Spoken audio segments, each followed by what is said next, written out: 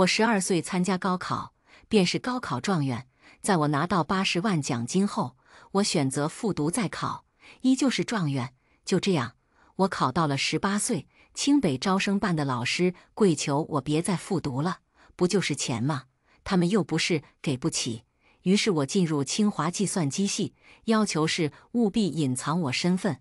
我用高考赚来的钱创业，18岁便已经是国内最有潜力的科技公司老总了。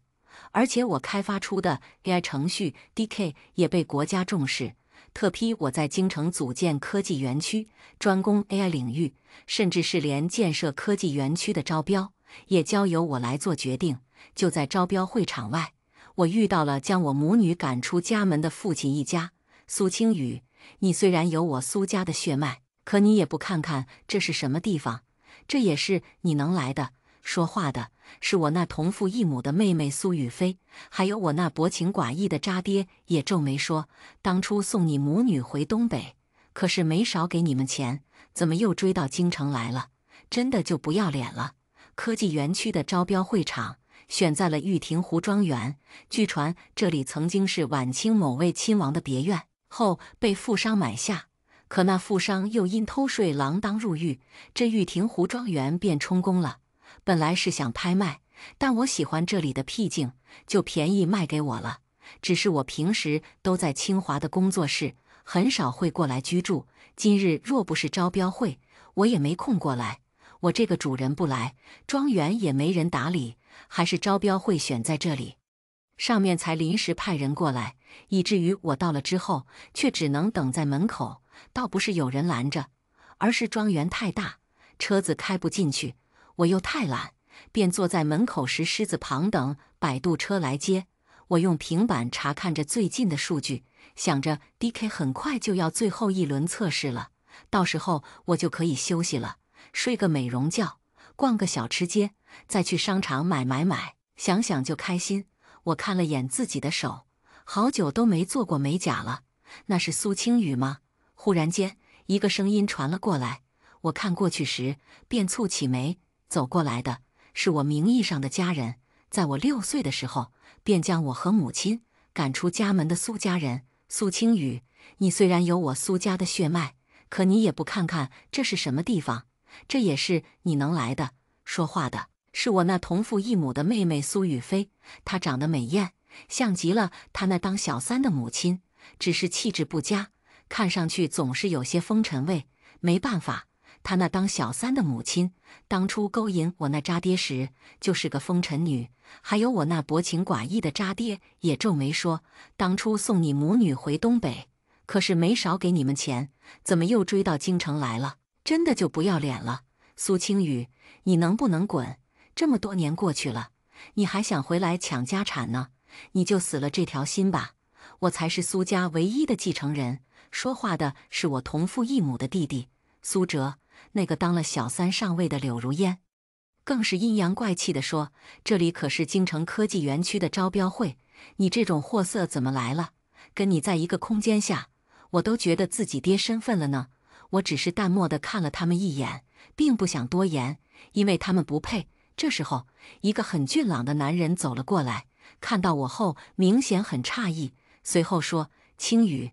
我看到他后倒是有了些表情，因为他是我儿时玩伴，在我和妈妈回到东北后，他也与我保持着联系。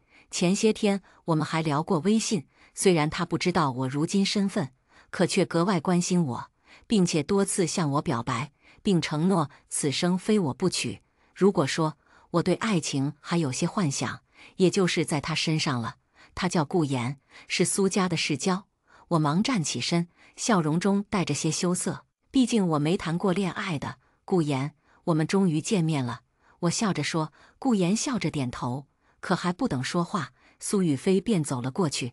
他皱着眉说：顾言，我就一句话，有他没我，有我没他，你自己选。苏雨霏的话让我有些错愕，难道顾言和苏雨霏的关系也很好吗？这还用选吗？苏哲嗤笑一声说：整个京城谁不知道你和严哥是天造地设的一对？我私下里可一直叫严哥姐夫呢。他说这话的时候，先冲顾雨霏笑了笑，然后便对我比了下中指，说：“你这种贱人，也配和我劫抢男人？小地方来的野鸡，你也配？”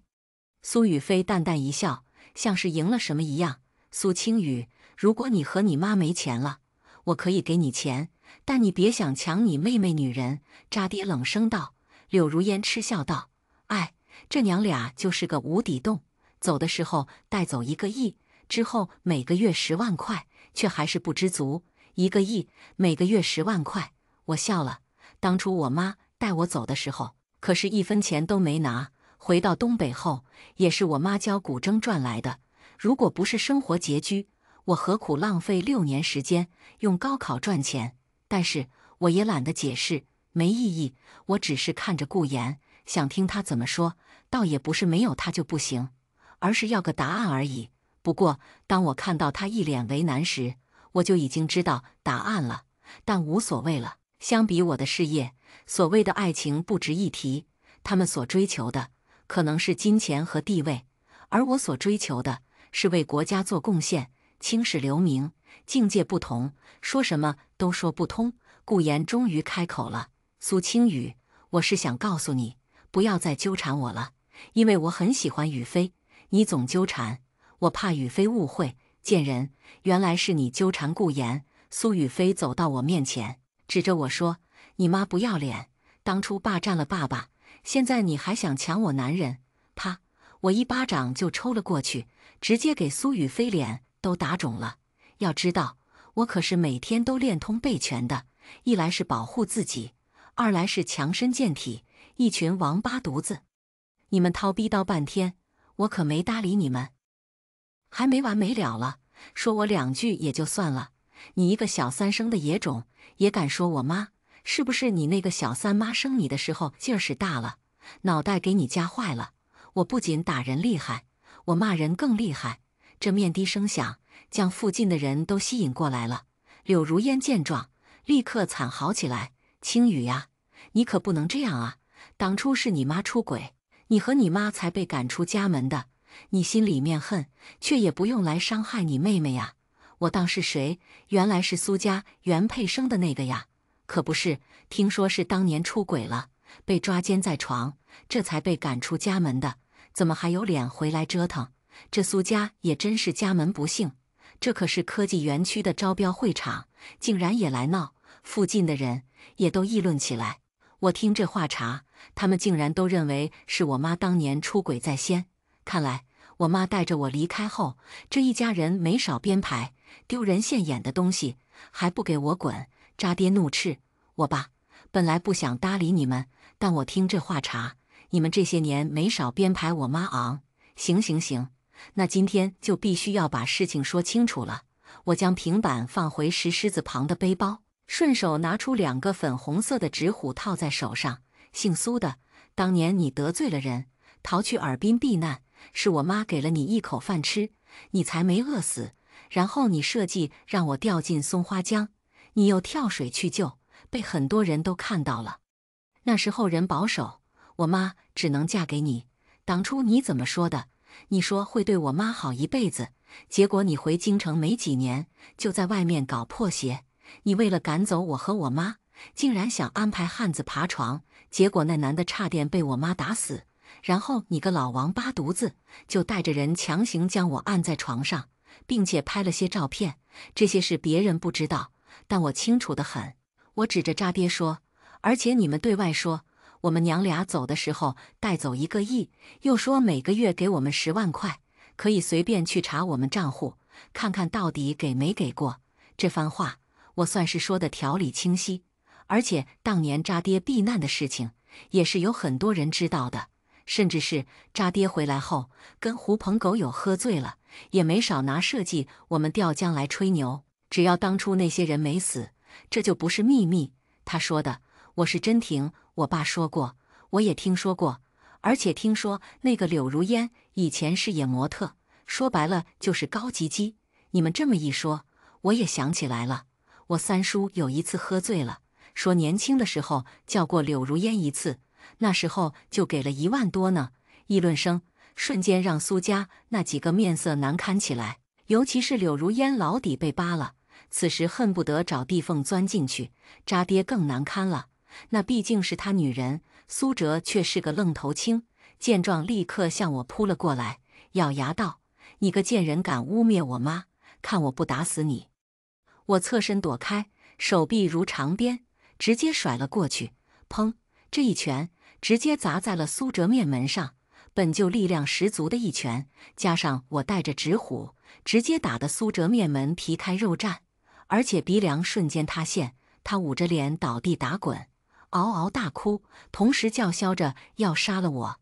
顾雨飞忙说：“好呀，你苏青雨，你竟然敢在这种地方打人！我告诉你，等会许家的小年哥也要来，他是庄园主人的好朋友，你看他怎么收拾你。许流年嘛，那完了。”谁都知道许流年下手狠，而且都传他疯狂迷恋庄园主人。这要是被他知道有人在这闹事，不死也要脱层皮。其他人又议论起来，我却根本不理会他们说了什么，而是走到了苏雨飞面前。苏雨飞，你就是个草包，以你的眼界，见我便如井底蛙看天。等你有一天有了些眼界，再看我时，就是一粒浮游见青天。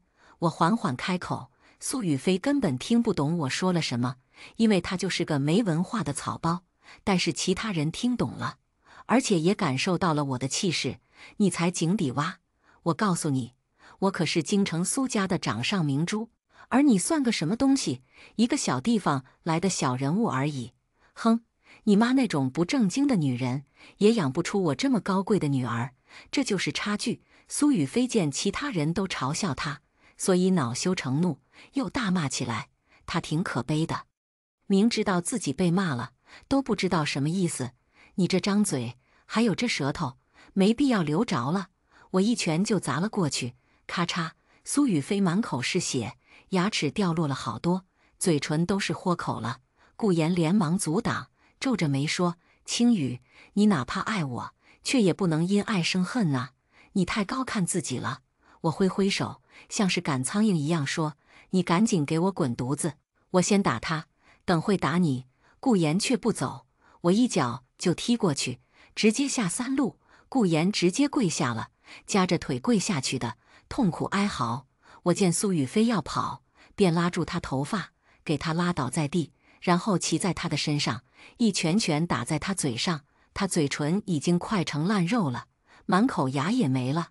我又拉出他的舌头，见有人在附近抽雪茄，勾勾手说：“雪茄拿来。”那人立刻将雪茄递过来，我将雪茄按下去，而苏雨飞只能撕心裂肺惨叫。这时候，我那渣爹根本不敢过来，而柳如烟正在看他宝贝儿子。我站起身，甩了甩手上的心，走到了顾言面前：“你个王八犊子，当初我搬走，是你主动给我写信的，对吧？后来也是你主动加我 QQ 和微信的，没错吧？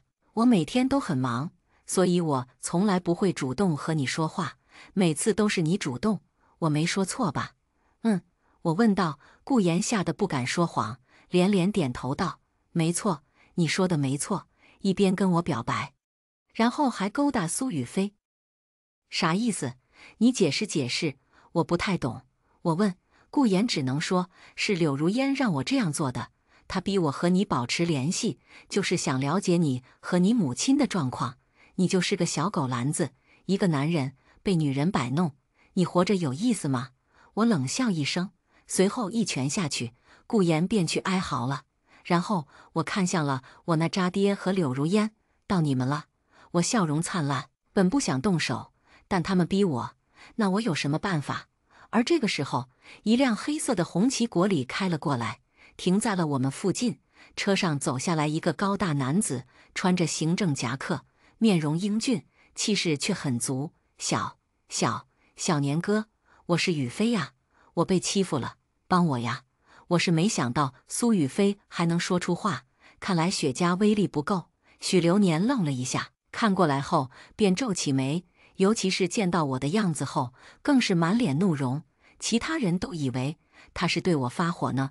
苏雨飞艰难地爬了起来，说：“小年哥，你对我挺照顾的，这次请一定要帮我。”渣爹立刻跑过去，指着我，同时对许流年说：“小许就是他下的毒手，虽然她也是我女儿，但我愿意大义灭亲，只是打不过她，只能你动手了。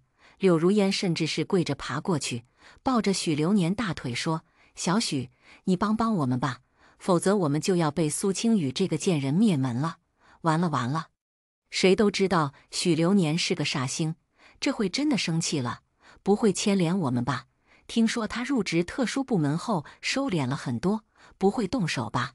你们懂个屁！他入职的部门也是时常动武的，而且我也听说了，最近几个月许流年还真的经常找苏雨飞的，可见关系不错。一群人又议论起来了，他们的议论声等于是给苏家人加油打气了，自信心瞬间膨胀了。顾言也爬了起来，无比凄惨地对许流年说：“年哥，你得帮帮我呀！那个苏清雨，我只不过是假装追求她，其实只是打探消息，她却当真了，然后对我因爱生恨，把我打成这个样子。我是真服了这个顾言了，就这么爱给自己脸上贴金。”许流年听到顾言的话之后，挑了挑眉毛说：“哦，因爱生恨。你说苏清雨爱你，没错，我表白，他没拒绝，不就是爱我吗？”顾言言之凿凿道。许流年却冷笑了一声说：“我记住你的话了。”然后他又看向了渣爹问：“到底怎么回事？他无非就是想要钱，所以才来的闹的。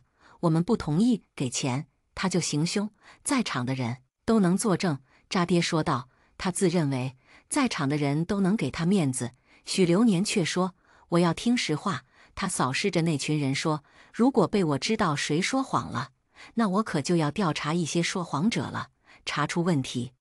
做生意的就等着被查，走仕途的一撸到底。”这句话的含金量太重了，所有人都哆嗦了一下。而且说实话，要远比说谎没有心理负担。人家那个苏清雨好端端的在石狮子那面坐着刷平板，那个苏雨飞见了他就骂。对对对，最开始苏清雨都没还嘴，就连被顾言骗了也只是问了问，但后来柳如烟他们污蔑苏清雨的母亲，这才动手的。没错没错，我们可都亲眼所见。而且当年苏家那点事，其实圈内人都知道内情，尤其是柳如烟做过眼膜，也是谁都知道的事情。许流年的态度决定这些人的口风，在我面前说谎，谁给你们的勇气？许流年听完后，看向了渣爹他们。渣爹愣了一下，连忙说：“小许呀，咱们两家关系可是不错的，你不能帮别人啊，你得帮我们呐。”“是呀是呀，小年哥。”苏雨飞忙凑过去说：“你经常来找我，还照顾我，其实就是喜欢我，对吧？这样吧，小年哥，只要你答应帮我，那我现在就和顾言分手。”顾言立刻说：“流年，只要你帮我，那我就把雨飞让给你，让给我。”呵呵，好陌生的词，我许流年什么时候需要被人让了？许流年笑了，而且很阴寒。柳如烟忙解释道：“小年，你误会了。他们不是那个意思，反正就是咱们比较亲近。这件事情你要帮我们呢。”渣爹又说：“而且我们都知道你很在意这庄园的主人，而这个苏清雨竟然敢在你在意的人这里闹事，这就是不给你面子，你得收拾他呀。”许流年煞有其事的点点头，然后看向我，笑得很温纯：“你也听到了吧？连你的渣爹都知道我在意你，就你不知道。你知道我多伤心吗？”他的话让所有人都傻掉了，就像是平地起惊雷，都给劈妈了。苏雨飞傻傻地说：“不是小年哥，你在说什么呢？你在意苏清雨，你没事吧？他就是个小地方来的贱人，你竟然在意他？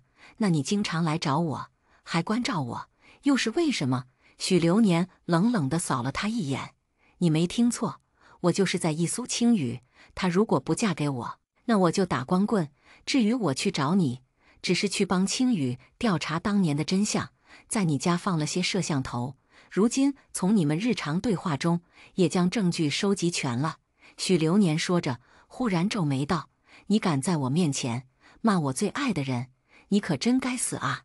可我现在穿上这行政夹克了，可就不能杀人了，但舌头就别要了吧。”他话音落，便有两个人冲过来，将苏雨飞给拖走了。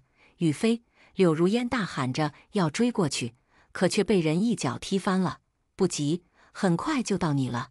许流年轻轻一笑，又对渣爹说：“你这种简陋，才成了苏家继承人的废物，肯定不会知道，被你赶走的才是最优秀的。”他苏青雨就是 DK 的研发者，也是玉景湖庄园的主人，更是此次招标会最有话语权的人。什么？这怎么可能？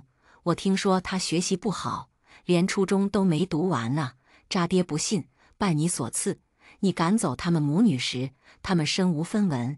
阿姨教古筝赚钱，带大了青雨。后来青雨12岁就参加高考，并且一举夺魁，成为高考状元。地方奖励了80万。这傻丫头为了让阿姨过得好一些，从12岁考到了18岁，所以今年才进京读书。不过她的身份却是保密的，你这种废物没机会知道。许流年说出了真相。这一次，所有人在看我的目光已经有了极大的变化。怎么说呢？从最初的轻视到震惊，以及如今带着慕强的崇拜。但无所谓，我不在乎。许流年的目光落在了柳如烟身上，说：“至于你，当初你的恩客活着的还有很多，你破坏的家庭也不单苏家一个，需要我把人证都叫来吗？哦，对了，那个苏哲也不是苏家的，是你和司机生的，我也查出来了。”什么？渣爹瞬间暴怒。柳如烟连忙解释道：“没有，别听他乱说。”然后他们扭打在一起了。许流年走到了顾言面前，抬起脚踩在顾言脸上反复碾压，冷笑着说：“你可真敢说！我暗中保护他3个月，对他一见倾心，追他都快掏心掏肺，他都没多看我一眼。你跟我说他爱你，流年，我吹牛逼的。你看在我们打小一起玩的份上，原谅我吧。”顾言都吓尿了。放心，我会让你死得明明白白。许流年一挥手，过来了很多人，将苏家人和顾言都给带走了。他这才走到我面前，拉起我的手，将我的纸虎摘下来。对不起，是我来晚了，竟然让你亲自动手了。许流年叹了一口气，我很狐疑地看着他说：“不是，你啥时候追我了？还掏心掏肺，我咋不知道？他暗中保护我，这我是知道的。那个时间节点，正是国家注意到了我的 DK 时，因为担心核心技术被窃取，所以才将武力值爆表，出手狠辣，很有大局观的许流年派来暗中保护。我给你写的情书，你没看到？”许流年很惊讶。我翻了个白眼，很是爷们的跟他勾肩搭背说：“我说老弟，你有话不能直接说，虽然我挺女汉子的，可我长得好看呀，追我的多了去了，老多写情书的。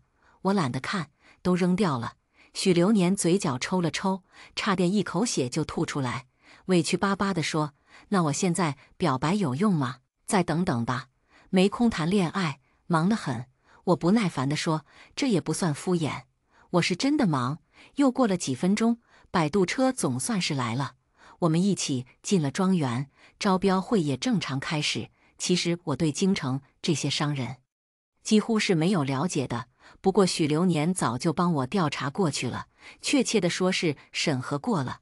参与科技园区建设的资金一定要干净，简单点说，企业结构要简单，掌控权完全在自己手里，而不是被境外商人介入。除此之外，还要有政审之类的。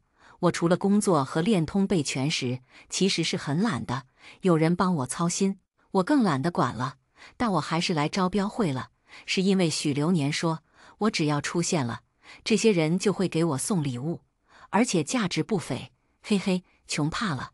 我财迷。招标会结束后，许流年将当年的证据以及最近苏家的录音录像都给我准备好了，甚至是当年的证人也被找到了，反正是证据确凿，能够证明我妈的清白。如果说许流年帮我收拾苏家人，我还没觉得怎么样，但他还了我妈清白，我是由衷感激的。毕竟以我如今的身份，苏家人挑衅在先，我打死他们都有人护着我，因为他们就该死。可是查当年的事情却没那么容易，回到了工作室，许流年也在我屁股后。我去了4楼的居住区，他依旧跟着。青雨，你都说有种感谢我了，想怎么感谢？许流年贱兮兮地问。我把卧室门关上，换上了轻快宽松的衣服，一边说：“大哥，我现在真的很忙，未来一段时间也会更忙，我哪有空扯这犊子啊？不是大姐，你管谈恋爱叫扯犊子？”许流年有些挫败地说：“我的意思是，你没时间，也可以先答应我吗？等有时间再慢慢谈呗。”我打开卧室门，瞪了他一眼，说：“那可不行，要足够了解，才能确定恋爱关系。我妈教我的。”许流年见我态度坚决，便只能铩羽而归了。毕竟他也特别忙。接下来，我又投入到工作中，偶尔闲暇时，我会主动给许流年打电话，但也需要个由头，我便询问苏家人怎么样了。后来得知，苏雨霏的舌头真被罢了，嘴也完全被我打废了。而且她也不是渣爹的女儿，也是柳如烟和别人的。至于是谁，柳如烟也不确定，因为恩客太多了。苏雨霏接受不了打击，直接跳了永定河，把自己喂了王八。渣爹在确定了苏哲不是亲生后，手段狠辣的将那母子2个都给除掉了。他本以为自己做的天衣无缝，但却处处在许流年的监控中，所以渣爹进去了。现在苏家的产业都被封了，许流年说正在走程序，会都给我，毕竟我是唯一继承人了。我爱钱，却不想要渣爹的钱，大手一挥，都捐给科技园区了。后来再给许流年打电话，却怎么都联系不上了。我给部里的大佬打电话问，结果那大佬打了几个电话出去，只对我说了几个字：“别问了，涉密。”这也不敢问了，因为我现在的工作也是要签保密协议的，这是很神圣肃穆的，不可侵犯。随着我工作进入尾声，我就越来越担心许流年。他已经离开3个月了，猜也知道一定是执行什么特别危险困难的任务了。我给我妈打电话，问她认不认识出马仙，请个老仙帮我保佑保佑。结果被我妈骂了不说，就连部里的大佬都知道了，对我也是哭笑不得，说是你一个科研人员，竟然还这么迷信。可我真的担心呐，我也不知道为什么，可能就是到岁数了，想男人了。年关将至，京城下雪了。我在玉景湖庄园休息时，看到院中的寒梅开了，随手拍了下来，发到了许流年的微信里面，问他好看不好看。好看，但不及你半分美。许流年的声音从院外传来，我抬起头，跑出门廊，便看到他披着黑色大衣走了进来，尽显风尘仆仆。而且大半年不见，他消瘦了很多，左脸颊竟然还多了一道疤。我也不知道怎么了，义无反顾地冲过去，扑进他怀里，他却闷哼一声。他身后跟进来的警卫员忙说：“苏博士，许先生有伤，你轻着点。”进了屋子，他解开外套，我才看到他身上是有枪伤的，还没完全愈合，被我撞了一下，都渗血了。我捂着嘴哭了，咋整的？执行任务时不小心中弹了而已。许流年无所谓的笑了。警卫员是个好嘴替，直接说那天在庄园外事情闹得很大，苏博士你被境外势力注意到了，他们对你展开了暗杀谋划。这段时间我们一直在抓他们，竟然是为了我。我感动的眼泪大颗大颗落下，嘴上却说：“我还以为你回来了，我能开开荤，你还伤了。”警卫员愣了一下，然后扑哧笑了，接着就识相的离开了。许流年脸红了，耳根都红了，他还害羞了。再后来，我们申请结婚，上面也批了，但却没有大办，毕竟我们身份都很特殊。婚礼那天晚上，我对他说：“往后余生，请多关照。”接下来我们进入第2个故事。我小时候被拐卖了，一起被拐的还有个小姑娘，她长得很漂亮，身上的裙子特别精美。后来我遇到警察叔叔埋伏在附近，得知我们快得救了。当晚，我用自己的新裙子跟她换穿了3年的旧裙子，她欣然答应。不久后，我被富豪爸爸领回了家。当我穿着名牌，提着古驰的包，挽着我的未婚夫回到家的时候，一眼就看到了坐在沙发上熟悉的面孔。那一瞬间，无数的回忆涌进了我的脑海，但我什么都没有表现出来，而是恰到好处地表露出疑惑：“爸爸，这位是？”话音刚落，那穿着朴素的女孩瞬间就红了眼眶，委屈巴巴地看向爸爸：“爸，我才是您的亲生女儿，文文啊！”我不着痕迹地勾了勾嘴角，转而用一种不解的眼神看向爸爸：“爸，他说的是真的吗？”果不其然，爸爸的眼神闪烁了一下，含糊地避开了我的问题：“文文，她以后就是你的妹妹了，你要多照顾照顾她。”看着他用震惊的眼神看着爸爸，我差点忍不住当场大笑起来：“爸，你怎么能这样对我？你不是从小最疼爱我了吗？”他用着哭腔，期望着他的父亲能如同幼时那样温和地抚摸着他，温言说着他是他唯一的宝贝。我冷眼看着这一切，手不自觉地用了力，直到身边的人轻轻捏了我一把，我才回过神来。所谓的豪门亲情，不过就是看谁更加的有价值罢了。这种事，前世的我已经看得清清楚楚。正因为如此，我才敢这么大胆地顶替徐文文的身份，换上她的衣服，成为她，并被带回家。我只不过是轻微报复一下上一世徐文文对我做过的事情。她怎么就这样了呢？文文，你和阿雀先回房间休息吧。阿雀，见笑了。爸爸的眼神落在我和明确的身上，准确来说是明确的身上。明确微微颔首，牵着我的手，带我一起上了楼。在路过徐文文身边的时候，他朝她投去意味深长的一瞥。我的原名叫许门门，小时候被拐卖了，和我一起被拐的还有一个小姑娘，她长得很漂亮，身上的裙子特别的精美。我知道了她叫徐文文，她也知道了我叫许门门。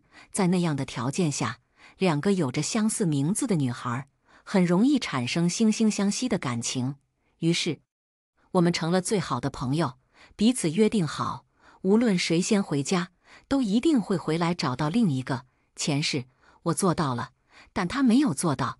于是这一世我主动找到了埋伏在附近的警察叔叔，向他告知了处境与人数。获救的头一天晚上，我用自己的新裙子跟他换穿了3年的旧裙子，他欣然答应了。获救后，在家属前来认孩子的时候，我被富豪爸爸带回了家。我终于离开了那蹉跎了我一生的地方，也成功报复了对我背信弃义的徐文文。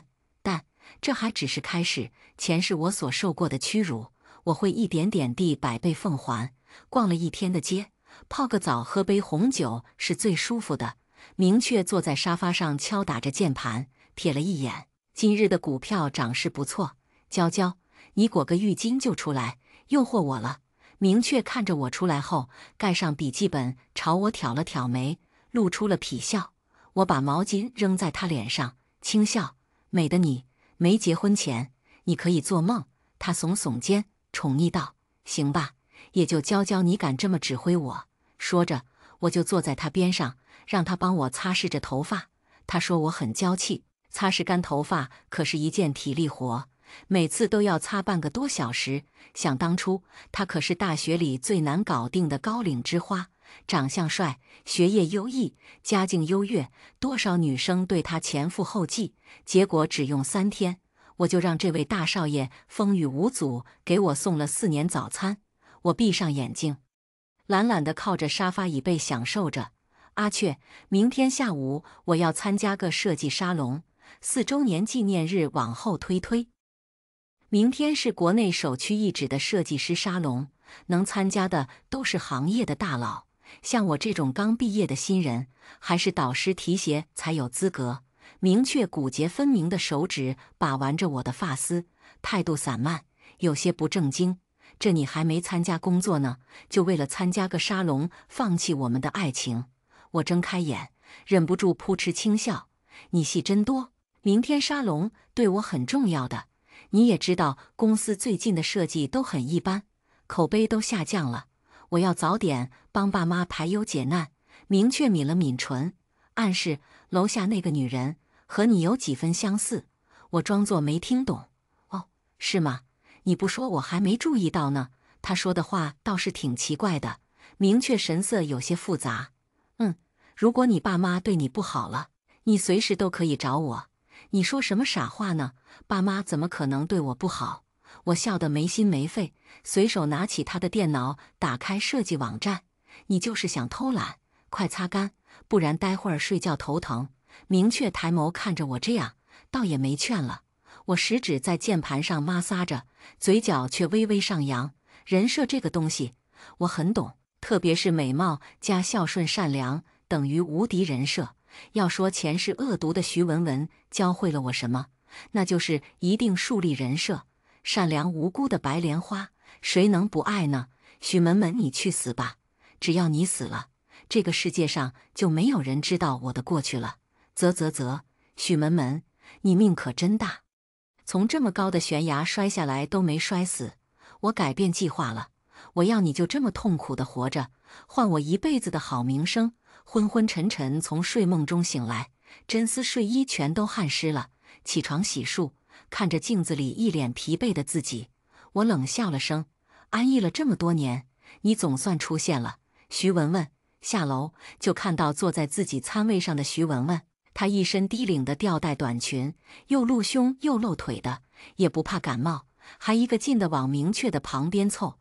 没看着她脸冷的吓人吗？明哥哥，这个蟹黄包真好吃，你尝尝。说着，把咬了一口的蟹黄包递到他嘴边。瞧那蟹妹往上凑的样子，让我不由想到了前世。这画面也似曾相识。前世我在街边摆地摊，路过高档西餐厅，她穿着华丽的长裙，娇滴滴地喂她吃牛排，可她瞥都没瞥一眼。她追了明确10年，可明确没有正眼看过她一眼。养父只是微微蹙眉，并没阻拦。而养母还在旁边打趣：“阿雀，你尝尝，味道确实不错。”明确身体往后仰，躲开了他的喂食，目光清冷：“我吃饱了，你们慢吃。”他还是那个清冷高傲的少年，又不是什么人都入得了他的眼。这么快就吃饱了？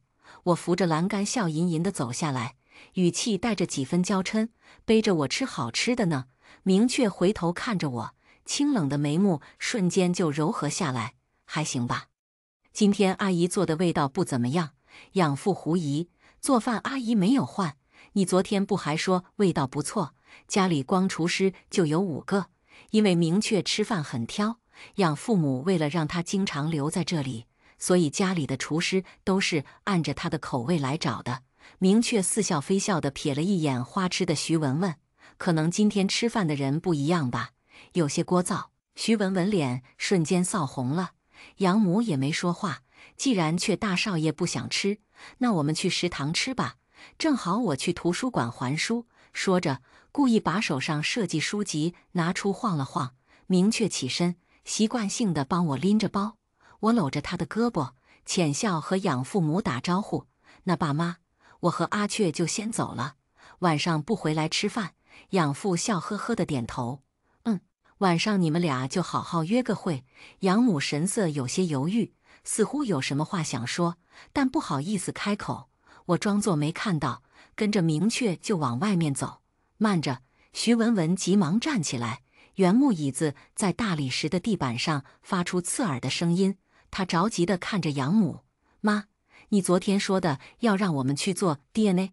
养母故作恍然大悟，揉了揉太阳穴：“哎呦，昨天就随口那么一提，没想到你还记得，这是想让我接话呢。不过按着我以往懂事的人设，自然是要配合的。”于是面露狐疑：“什么 DNA？ 爸妈什么意思？白莲花，小无辜。”“哎，谁不会是的？”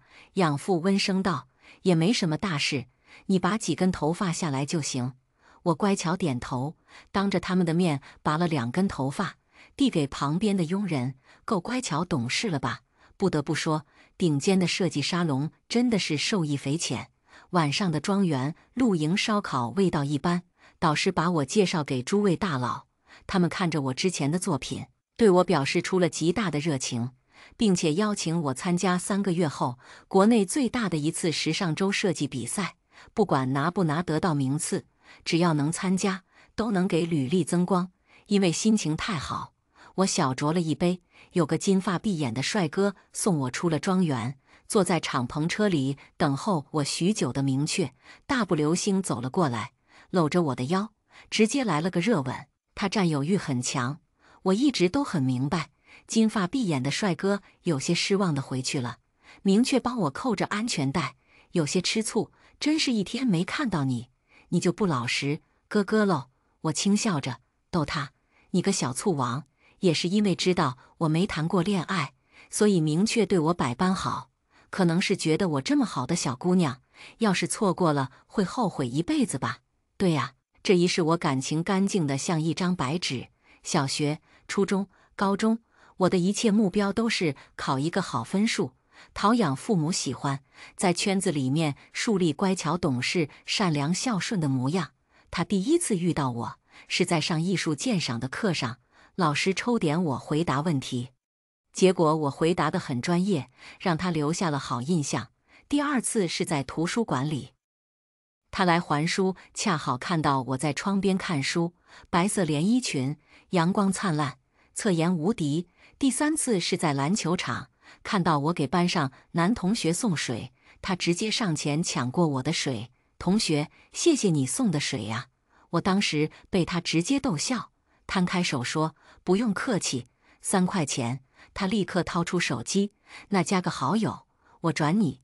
事后他迟迟不给我发红包，借口请我吃饭，去操场散步，去爬山，打网球，最后公开校园告白。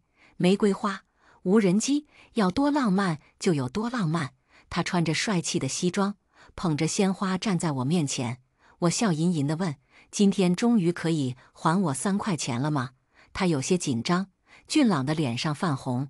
现在摆在你面前的有2种选择，第一种是当我女朋友，第二种是让我还你3块钱。我垫着脚在他脸上亲了一下，我可是成年人，都要。我对他没有使用任何手段，因为我明白，男人最喜欢的初恋是什么样子的：单纯、漂亮、真心、善良、孝顺、优秀，而且爱他。很好，我完美符合。明确送我回到家，茶几上满满当当摆满了购物袋。养母满脸慈爱地看着收拾战利品的徐文文，侧脸他们长得可真像啊。不过养母毕竟是真富家女，仪态教养都极为不错，而徐文文则有些像小太妹。我甜甜地喊了声妈，我和明确回来了。妈妈回头看着我们，高兴道：快来看看我和文文逛了一下午的战利品。徐文文得意地拿起最贵的包包，爱马仕铂金，这是妈妈给我买的，要35万呢。我随手瞥了一下手中的手提包，也就够买10个他这样的包吧。嘴角勾了勾，哦，你眼光还不错，看到没有刺激到我。他指着战利品道：这些都是妈妈给我买的，花了100多万。站在旁边的明确嗤笑了声，似笑非笑。够得上我给娇娇买的一个车轮子了。她叫我娇娇，觉得我特别娇气，动不动就脸红，动不动就生闷气，动不动就要哄。徐文文被噎住了，当场打脸，觉得有些尴尬。养母笑着打圆场：阿雀对娇娇是真好，我这个当妈的都比不上。徐文文挑衅地看着我：今天爸妈陪我去做 DNA 了，做的加急的，明天就能出结果了。我面露诧异之色，恰到好处的受伤。妈，我不是你们的女儿吗？养母脸上的笑容有些尴尬。你别多想了，你们玩了一天也累了，上去休息吧。鉴定结果居然还要明天吗？看来养父母在医院没有熟人啊。按着现在的技术，明明3个小时就能出结果了，好吗？明确有些担心地看着我。娇娇，不管结果怎么样，你都还有我。我低垂着眸子，闷闷地应了声。他只好拿出设计书给我看。你不是说要参加比赛吗？现在有想法了吗？我有个叔叔是国内知名的设计师，明天一起吃个饭，看看有没有灵感。这招不错。我的脸色很快就好看了起来，开始看起了设计图集，在网上搜索资料。第二天，当我和明确一同赴约，在茶楼里，我看着坐在对面这位国内年轻设计师的翘楚，忍不住惊愕出声：“宋先生，他有多牛呢？我们教授和他吃过一顿饭，炫耀了4年。他独自在巴黎打拼，从一个名不见经传的助手，到成为国际顶级的权威设计师，仅只用了5年，不仅在国外开了独立的服装设计展，还被老佛爷夸赞是当代最有潜力的新星。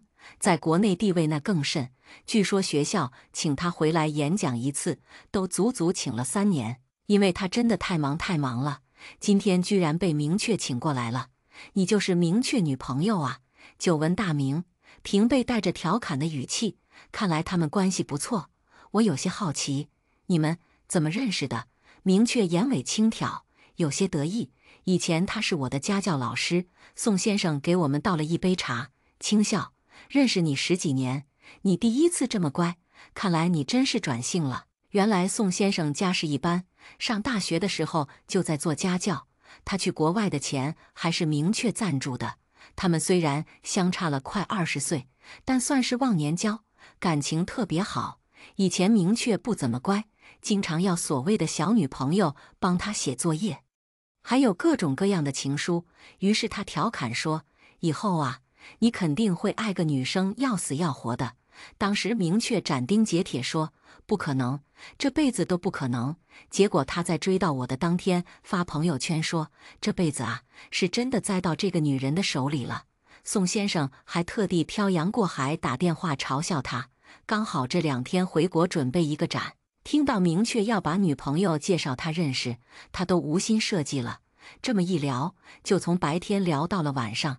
从明确小时候的糗事，到设计的理念想法，还有思路，全都和我说了，亦师亦友。宋先生真是个很棒的人，今天受益匪浅。笑着和明确刚踏进家门，就看到养父母郑重地坐在沙发上，徐文文得意地拿着一张纸在看。我眼睛微眯，看来是 DNA 结果出来了。徐文文双手叉腰，十分得意：“你这个冒牌货，现在鉴定结果已经出来了，我才是爸妈的亲生女儿。”说着就把鉴定结果甩在我的脸上。明确快一步挡住了，他正想发怒，就被我拿了过来。他有些担心：“娇娇。”我安静地翻看着，手微微有些颤抖，良久都没有说话。无论是表情、情绪还是动作，我都拿捏得相当到位。徐文文十分得意：“现在结果已经出来了，你不用抵赖了。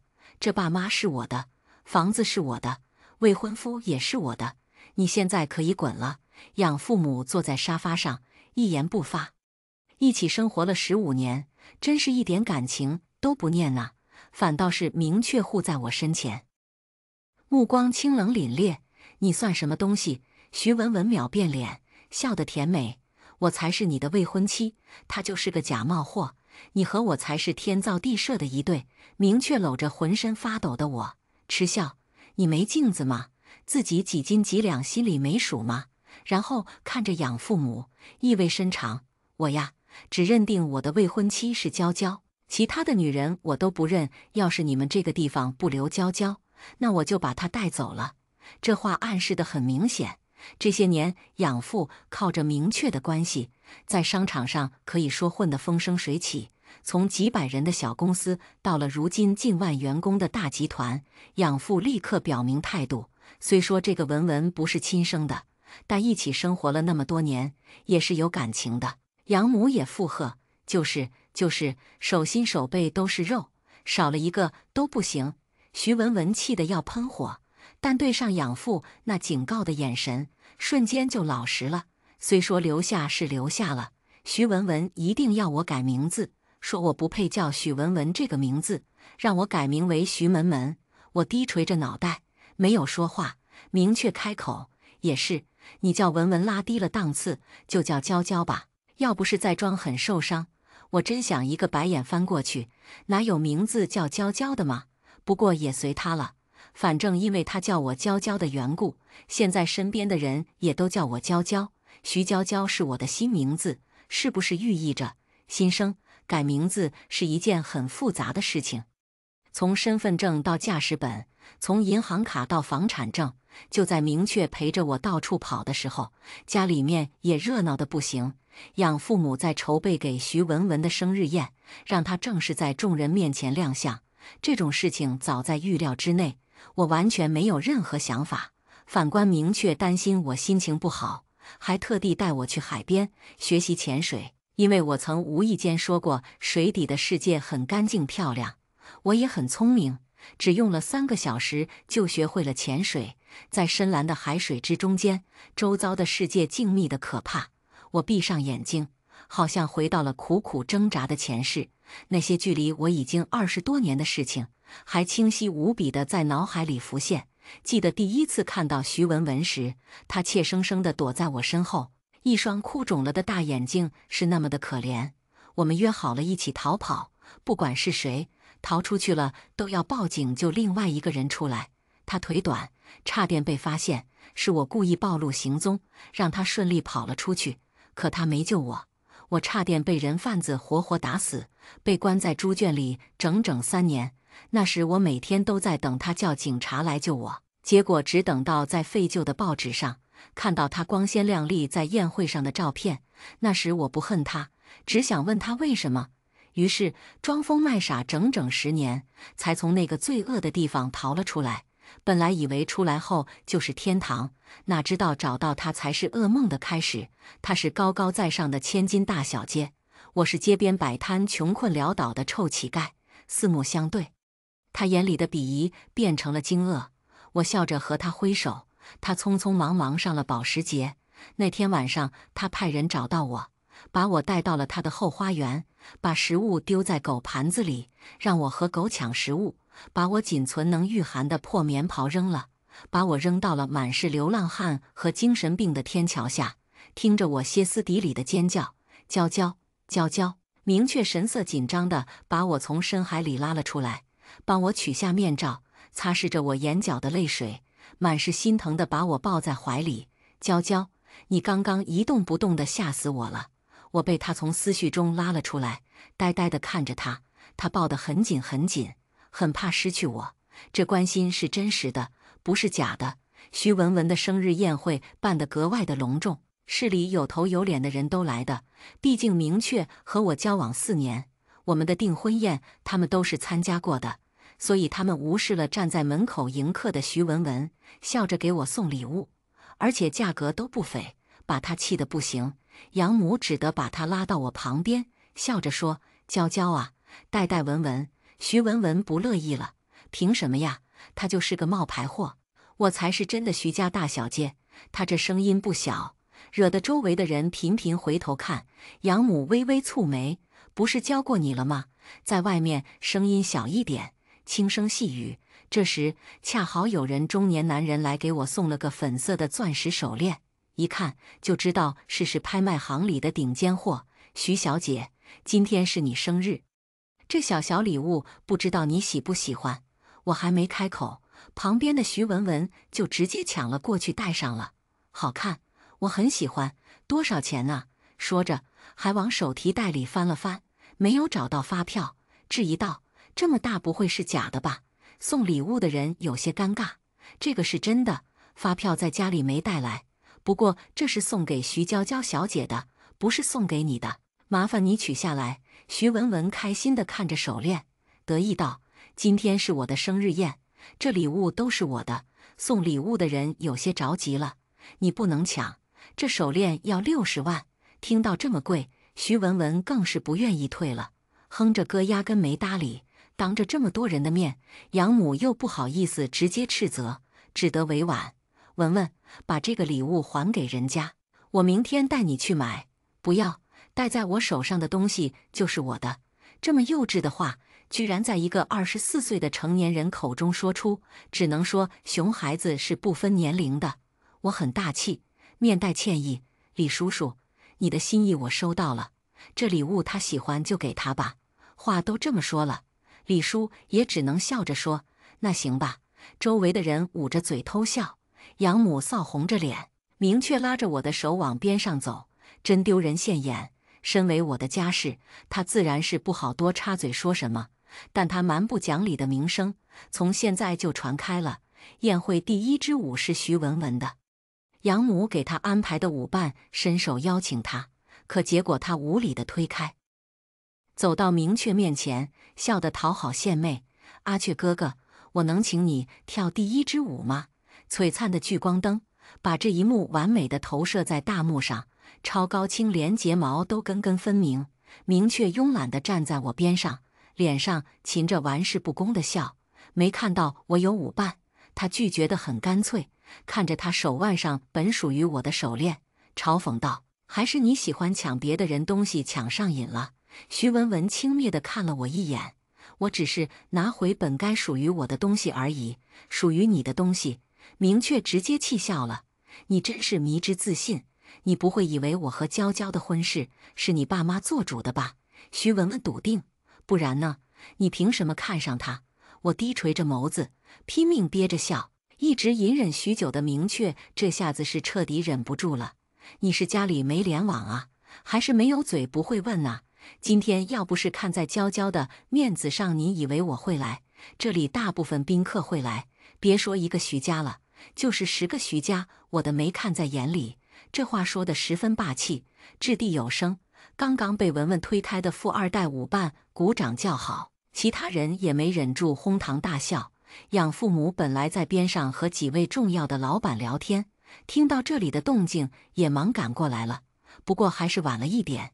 养母连忙喊：“文文，你别说话了。”徐文文委屈道：“妈妈，他们都欺负我。”养母气得脸都红了，一脸歉意地看着明确：“阿雀，对不起。”文文才回来，很多事情不太懂。明确不屑地看着徐文文，鄙夷的眼神没有丝毫隐藏，嗤笑：“受委屈的不是我，是娇娇。”于是养母这才注意到我：“娇娇啊，你别和文文计较。”我笑得十分得体：“妈，你放心，我不会生她的气。”然后看着各位宾客道：“现在可是跳舞时间，大家可不要错过了。”说着撩起裙摆，朝着明确行了一礼：“这位帅哥，我有幸能和你跳一支舞吗？”明确被我逗笑了，牵着我的手说：“当然了。”徐文文的第一支舞被我和明确抢走了，风头也彻底抢完了，而他被养母死死看着，免得再闹出什么笑话。养父跟在我和明确旁边，十分亲热，好似我才是他的亲女儿一般。毕竟像我这样的临场能力，是10个徐文文都做不到的，在外面只有我才能给他们带来面子和夸赞。养父母是个精明的商人，明珠在前，他们又不傻。在大家小声讥笑声中，养父母搁置了本来要宣布徐文文亲生女儿身份的话语。宴会还真是挺累的一件事情。我和明确坐在顶楼的花园吹着风，周围灯光闪闪，很温柔。明确挑眉，委婉道：“娇娇，要不你还是去我家住吧。”我低垂的眸子摇晃着手里的高脚杯，里面的红酒荡起层层涟漪。“不用了，我在这里住习惯了，为什么要走？仇还没报呢。”今天在宴会上，徐文文糟糕的表现已经让养父母有些失望了，而圈子里也不会接纳他，这还只是一个开始呢。而我要做的只是在暗中添几根柴就行了。报复他这件事情是一件很有趣的事情。我最喜欢看猎物慢慢地进入陷阱，然后粉身碎骨，万劫不复。明确叹息了声：“哎，你呀，就是太善良了。”我仰起头，秀美微蹙，故作疑惑不解：“啊，我哪里善良了？我可是个很有心计、很坏的女人，好不好？”明确用手蹭干净我嘴边的红酒，轻笑了声：“你要是没有我，被别人卖了，还帮别人数钱呢。”我嘟着嘴：“不可能，你忘记了我可是天才少女呢，一路都是保送的。你这个还需要考试的小辣鸡。”明确，他之前得意地和我炫耀说高中是学霸，考试都是年级第一。我带着他参观了一下我一面墙的奖牌，各种奥数比赛第1名，还代表过国家队去国外比赛的，一路保送到大的，我骄傲了吗？就连他爸妈那么势利的人，看到我过去的荣誉都来了句：“是我们家明确高攀了。”这2天明确公司有些忙，送我回家后就回公司了，没有了明确在场，徐文文终于开始闹幺蛾子了。徐娇娇，爸爸说了，公司首席设计师的职位是我的。养父在旁边吃着早餐，没有接话。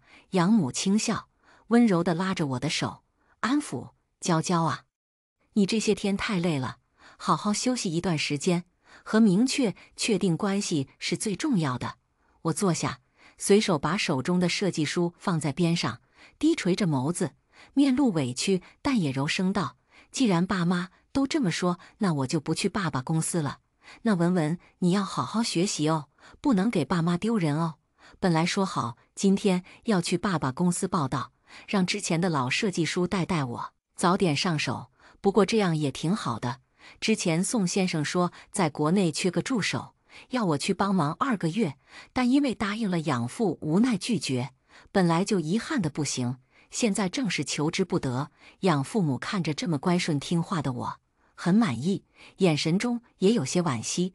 如果我是他们的亲生孩子多好啊！徐文文得意地看着我，我大学就是设计师专业的，老师都夸我很有天赋的，不劳你多操心了。我似笑非笑瞥了他一眼，大学专业不是初中毕业，呵，真有意思，看来要找个私家侦探查查了。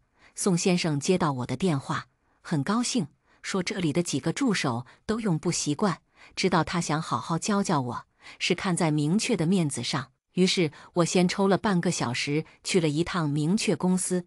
他穿着一身高定的修身黑色西装，系领带，神色清冷，真禁欲。新来的市场总监能力不行，是裙带关系进来的。明确什么都没说，只是冷冷地看着他，他就交代贪污的过程。牛逼，这就是大佬的气息吧？若不是早认识他，这种男人我是不敢碰的。3天之内把贪污的金额交还财务部，去人事部主动离职，明白吗？市场总监点头如捣蒜，额头大颗冷汗沁出，看来紧张害怕的不行。等到人走了，我才敲了敲门。明确低着头闻见，声音冷清：什么事？我夹着嗓子：总裁，你好凶哦，好怕。明确轻笑出声，抬头扯了扯领带，眼尾轻挑，把门反锁。我白了他一眼，却还是乖乖地把门反锁上。他示意我走过去，然后一把拦住我的腰，坐在他膝盖上。我们的娇娇大忙人怎么有空过来了？今天不是去爸爸集团上班吗？我伸手捏着他的脸，眨巴着眼睛撒娇。我说了，你可不许生气哦。明确宠溺地点头。行，你说。我浅笑解释，文文要去爸爸公司上班，我就去不了。正好去宋先生那边当助手，一边学习一边准备比赛。果然，话语刚说完，明确的脸就冷了下来。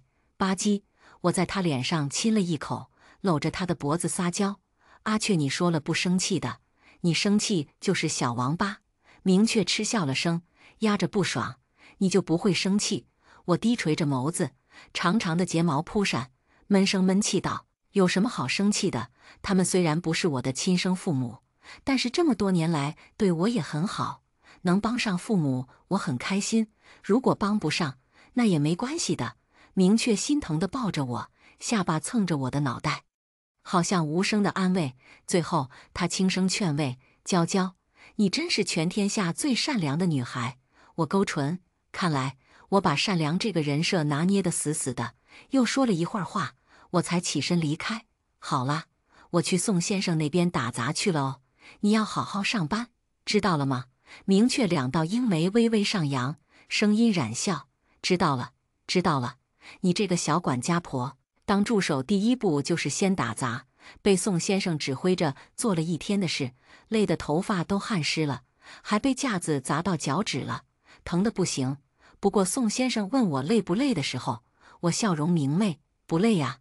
他对于我这个态度很满意，本来还担心我这种娇滴滴的千金大小姐吃不了苦，毕竟设计需要天赋，也需要毅力。看到我浑身狼狈地回到家，徐文文开心的眼睛都发光了。养母问了句：怎么回事？我解释：找了个设计师助理的工作先实习。养母有点心疼：文文啊，你看娇娇话没说完，徐文文眼神有些恶毒。他怎么样关我什么事？他就该过这种低贱的生活。妈，你不知道这么多年我替他过的什么生活。于是养母也没说话了。我径直上楼了，泡完澡，看着私家侦探发来的消息，有钱就是好办事，10万块钱出动了事务所的全部人员，帮我查徐文文的过往。不过15个小时，什么消息都查到了。当初我们被解救出来，我被养父母带走了，而他被先送孤儿院，在孤儿院待了3年后，被一对不能生育的夫妻领养。后来夫妻俩又领养了一个男孩，开始虐待他，最终他初中毕业就离开了家。接下来的生活，他去当过服务员、洗脚妹、KTV 的公主，傍了个有钱的50岁老头。老头为了生意，把他送给几个人当情人。高中毕业证和大学毕业走是假的，官网都查不到，还敢大言不惭，真期待他能把养父母的集团弄成什么样。一口气喝干净杯中的红酒，昏昏沉沉的入睡。很多年了，我都是靠着酒精才能入眠。10几年里，重复的梦境再次浮现。还记得那天的天气，晴空万里，微风徐徐，空气中都是鸟语花香。徐文文约着我到了悬崖边上。许文文，你不是一直问我为什么这么对你吗？因为我不能让你告诉大家我过去曾受过的苦，因为我的名誉很值钱，不能有半点污染。不过你的命不值钱，所以你去死吧！说着，他就用力把我推下了悬崖。不过很不幸，我活了下来。他要医生弄哑了我的喉咙，手机也挑断了，让我有口不能说，有手不能写。他心情不好就来打骂我，但对外却是一副善良富有爱心的大慈善家形象，因为这样能成全他好名声。转眼间1个多月了，宋先生的展览终于开幕了。宋先生带着我站在门口，迎接每一位进来的宾客，和大家介绍我，这位是徐娇娇，我的得力助手。以前我是圈里最新的新人，现在我一只脚已经跨进圈子里了。班上不少同学全都过来了，前几天就收到消息，他们说组织一起来参加宋先生的展。统计人数的时候，我没有举手，教授还特地要我，徐娇娇，你不忙的话一定要去。我回复，好的，我先去等你们，帮你们抢宋先生的签名。大家在下面纷纷竖起大拇指。班长，徐娇娇同学，你这勇气可嘉。学习委员，哈哈哈，我这辈子没对谁服气过，就对徐娇娇服气，能让大佬明确变成恋爱脑。明确，我还在群里，合适吗？下面笑得更欢了。虽说明确是金融系的大才子，但他为了追我，请班上同学聚会超过10次，大家都亲切叫他散财童子。宋先生的签名很难搞到的，因为他很少签名，可能加起来不超过100张，所以大家以为我是开玩笑的，没当真。不过在门口看到我和宋先生站在一起的时候，全都惊掉了下巴。徐娇娇，你什么时候成宋先生的助手了？教授都目瞪口呆，神色复杂地看着我。我笑着把教授介绍给宋先生，宋哥，这是我大学教授，他大学4年很照顾我的，一件裙子他让我改了7个通宵。宋先生笑着伸手，你好。你好，不愧是严师出高徒，能把娇娇教得这么好。班上全对我竖起了大拇指，服气了，真服气了。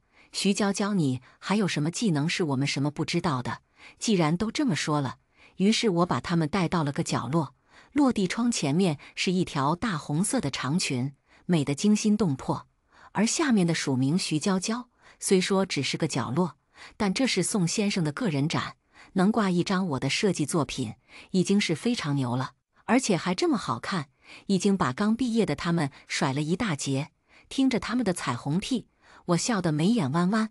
恰好透过玻璃窗，我看到养父母搂着徐文文朝这里走了过来，一双大手捂住了我的眼睛。猜猜我是谁？我嘴角勾了勾，明确大少爷呗。大家哄堂大笑。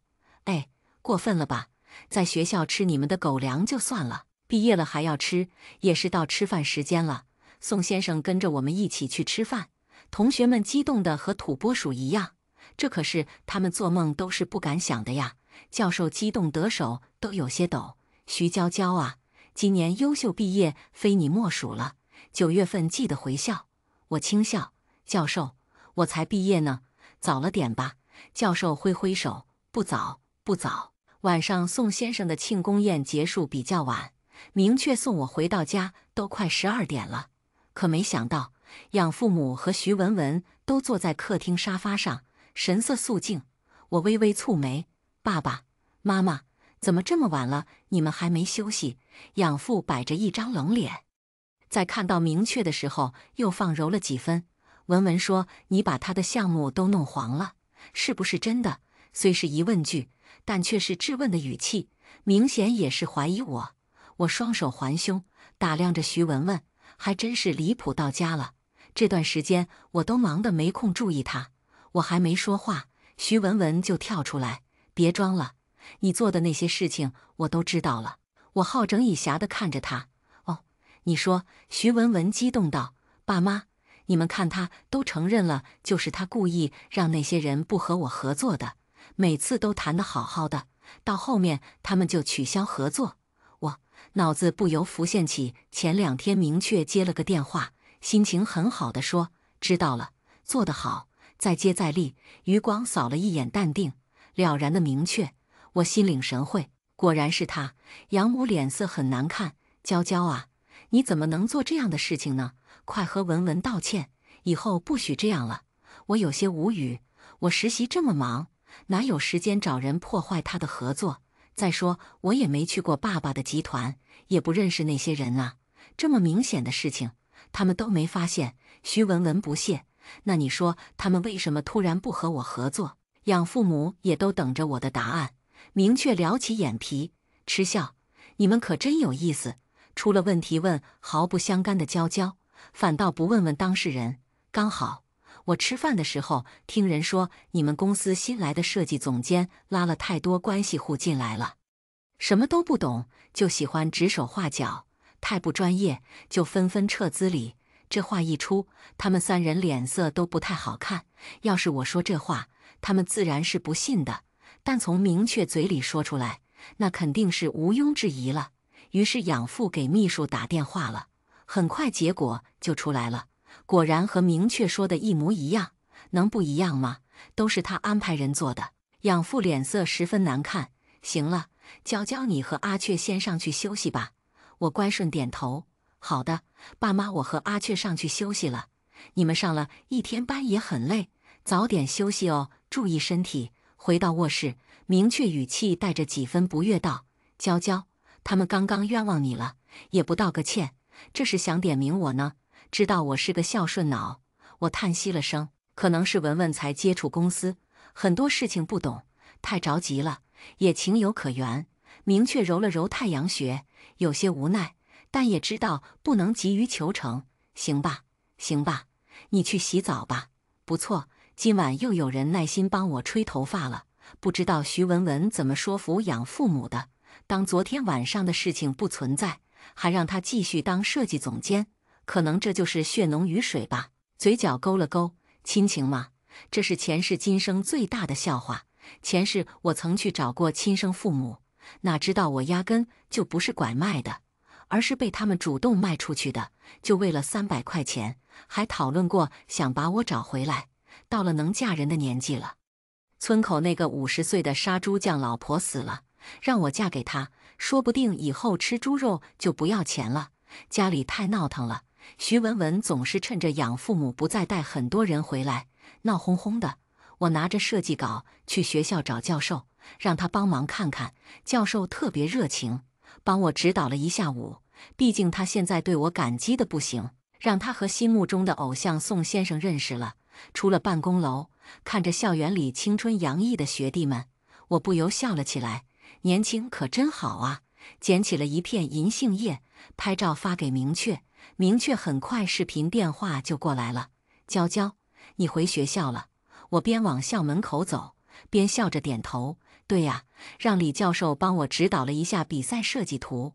你今天不是有高层会议吗？明确慵懒地靠在椅子上。一群老顽固，要革新可真难。算了，不和你说这些晦气的事。你还记得校后门的那家烧烤吧？你去那里等我，晚上陪我吃点。看来今天他开会不太顺利呀。挂电话之前，我笑着调侃：“那行，你开车慢一点，可不许骂人。”明确轻笑：“我现在这车谁敢碰？之前他开的车挺低调的，结果经常遇到些不守交通规则的人叫嚣。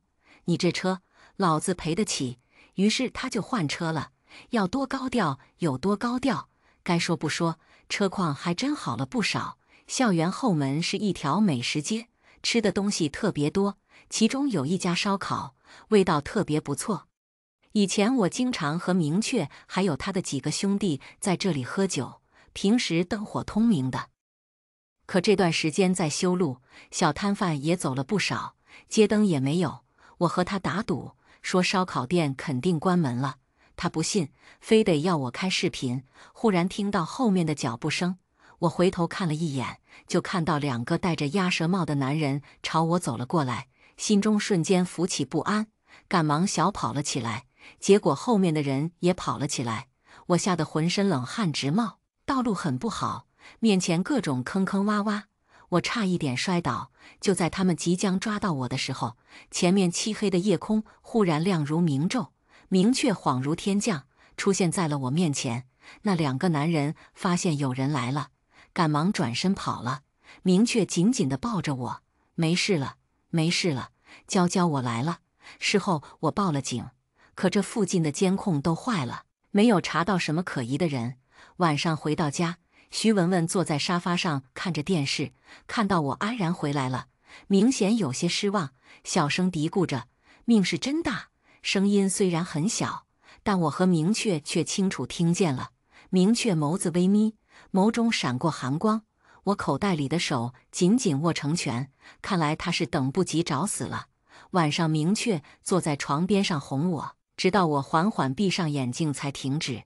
他弯腰在我额头上亲了一下，蹑手蹑脚出门，关上了灯。很幸运，我遇到了明确。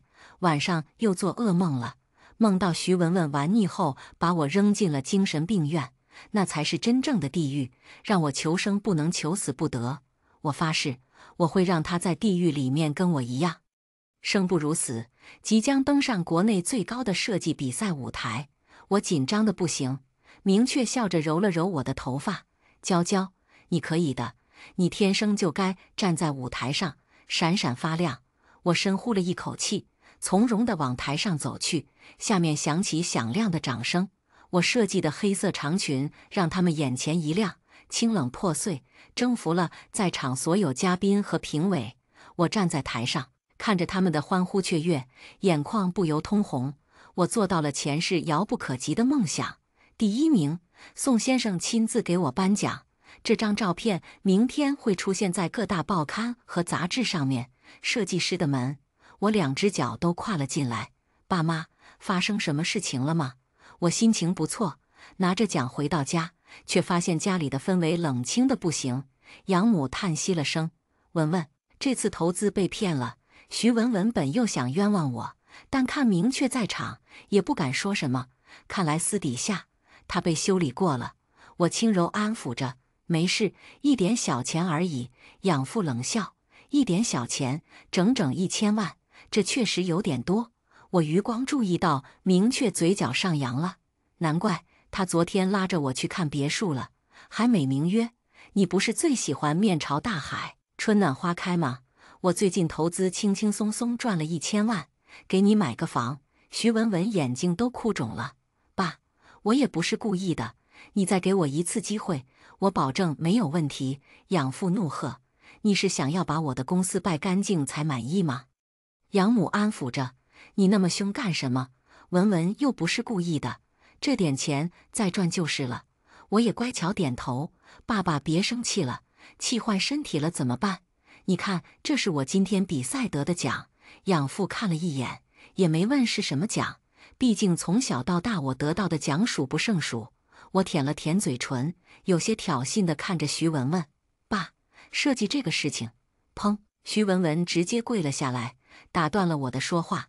爸，你再给我一次机会，我现在在谈一个订单，只要拿下来，公司的业绩就能再翻一番。于是养父又给了他一次机会，并放话，要是这次还不成功，以后你就别去公司了。被逼急了的徐文文放手一搏，开始陪客户睡觉，还特地成立了一个公关部门，里面都是他从夜总会请来的女孩，整个公司被弄得乌烟瘴气。养父在弄海外市场，就一直没管。养母除了吃喝玩乐，什么也不会。于是，在明确的推波助澜之下，徐文文这场翻身仗输得很彻底。养父从国外回来，刚进公司就被高层堵在了办公室，要是不开除徐文文，他们就全部离职。当天晚上，养父回来后大放雷霆，把饭桌差点掀了。好你个徐文文，成事不足败事有余的东西，老子的这张脸被你丢得一干二净！养母连忙阻拦，到底怎么回事？不就是一点钱吗？公司将来都是文文的，至于发这么大的脾气吗？养父气得把养母也推倒在地，厚厚一叠照片摔在了地上，五颜六色的照片，还有客户老婆找到公司敲锣打鼓说欢迎情人徐文文的照片，接着还有一堆资料，证明他为了中饱私囊拿回扣，故意用材料很差的布以次充好，导致很多订单客户都退货，还要赔违约金。他的名声和公司的名声也都彻底毁了。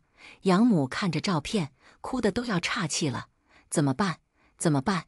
也不知道是说公司怎么办，还是说徐文文怎么办。养父抓着我的肩膀，好像溺水中的人抓到了唯一的救命稻草。娇娇，听说你得了国内新锐设计师1等奖，这种大事怎么不和爸爸说？我淡淡一笑，和爸妈说了呀，但是爸妈为了文文的事情比较忙，可能没听到吧。养父笑得和蔼，明天开始，娇娇就去公司上班吧，设计部门都给你管。我抿了抿唇，没说话。明确书弟轻轻笑了一声，不行，娇娇好不容易答应去我公司上班了，这还是我答应给20%的股份，他才答应的。养父急忙道：“我这公司将来都是娇娇的，我明天就先转30%。”看来他是真的火烧眉毛了，这么大方。徐文文气得从地上爬了起来，愤怒大喊：“凭什么？这都是我的东西！”养父本来就强压着怒火，此时也没忍了，一巴掌甩在他脸上：“你要是再闹，我就把你赶出去！”徐文文闻言，歇斯底里的大喊：“不给，1分钱都不给他！这些钱都是我的，都是我的！”明确护在我面前，面露厌恶。于是养父叫保姆直接把他关在了房间里，不让他出来。养母哭哭啼啼，但什么都没说。毕竟他也是精明的商人，重情义，但是更重利益。我刚踏进养父的公司，全体设计部门的同事都站起来鼓掌，热烈的不行。养父顿时松了一口气，当初这些设计师都要走了，是听到我的名字才决定留下来。而那些要赔违约金的客户看是我，也没闹了，纷纷续约。毕竟如今我的知名度在设计界那是声名赫赫，想要合作的公司数不胜数，设计部天天都很热闹，业绩更是一翻再翻。养父母高兴的不行，再也没有提过徐文文了。哦，至于他吗？因为经常闹，所以养父母怕影响我心情，就直接送去疗养院了。我去看过一次，他有些呆呆傻傻的，被绑在椅子上晒太阳，因为电击治疗太多，精神已经不正常了。但看到我却是格外激动。你是许门门，你这个恶毒的女人，你这一切本该都是我的，你怎么还不去死？我弯腰在他耳边轻笑，我死了，怎么夺走本该属于你的一切呢？所以你就在这里彻底腐烂吧。声音很小，旁边的护工没听到，他却听得清清楚楚，眼睛瞪得猩红，恐怖又恶毒。但护士只是轻轻抬了抬手，他就吓得尿失禁了，转身就看到明确着急地走过来，拉着我的手，一脸关切：“娇娇，他是个精神病，还靠得那么近，万一受伤了怎么办？”我笑着牵他的手，看着无名指上的婚戒，嘴角上扬。不会呀，有你在我怎么会受伤呢？明确还是不放心，回头看了一眼徐文文，目光好似在看死人。他现在和死人无异，跟着明确离开疗养院。余光看了一眼身侧和我十指相扣的明确，感受着春日和煦的微风，我长长松了一口气。前世种种那都过去了，如今已是新生。今天的故事就分享到这里了。如果您喜欢这个视频，请为我点个赞和订阅。如果您有任何建议，都可以在评论区留言告诉我。希望今天的故事在你心中留下清香。我们下期视频再见。